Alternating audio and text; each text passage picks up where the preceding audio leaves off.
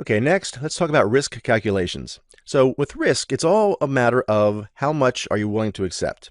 All right, so the threat versus the likelihood. That's the thing we need to really kind of keep in mind here for this discussion.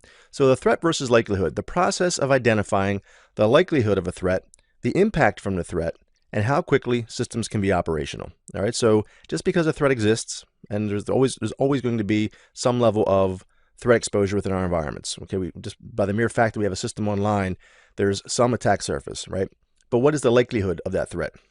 And if they're successful in implementing that threat, what's the actual impact?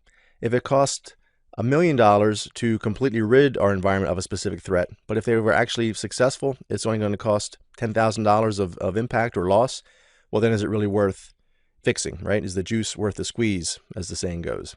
So that's a matter of business acceptance and risk acceptance that the actual business themselves, the business owners need to really kind of internalize and ingest and see what their level of risk tolerance is. But it all boils down to threat versus likelihood. So as I mentioned, the business will determine the risk tolerance. So if we look at some loss calculation terms, just to refresh your memory, we have annual loss expectancy, all right, so the monetary measure of how much loss you can expect in a year. So we then have a single loss expectancy, or SLE. So it's the monetary measure of how much you can expect to lose at any one time. So it's the asset value times the exposure factor. Okay, and we'll touch on that more in just a moment. Then the annualized rate of occurrence, so the ARO. So that's the likelihood we talked about. That's determined by the historical value, if there is some type of historical trending, of an event occurring within a year. All right, and then to get the annual loss expectancy, we take the single loss expectancy, times it by the annualized rate of occurrence, and that's going to give us that ALE. So as an example, e-commerce company that generates 100K in sales per hour from their website. All right, so probability of the server failing within the year is going to be 30%. So that failure would generate 4 hours of downtime and $6,000 in components to repair. So the SLE, the single loss expectancy, 406,000. All right, so $100,000 per hour, because that's the lost sales, times 4 hours, plus the 6,000 in repair parts. All right, so 406 grand.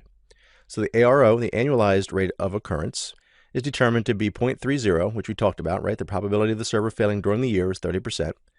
So the ALE is $121,800. That $406,000 times the ARO. Okay, $121,000 is what we can expect to lose per year if we do nothing.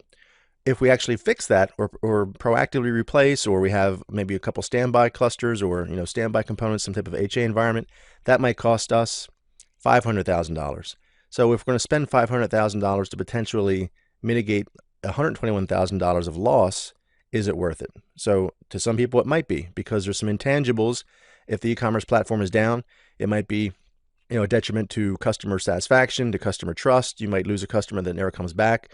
All right, so there are some things that are intangibles in that equation, and the business might say, you know what, we can't accept that. We want to make our customers happy at all costs.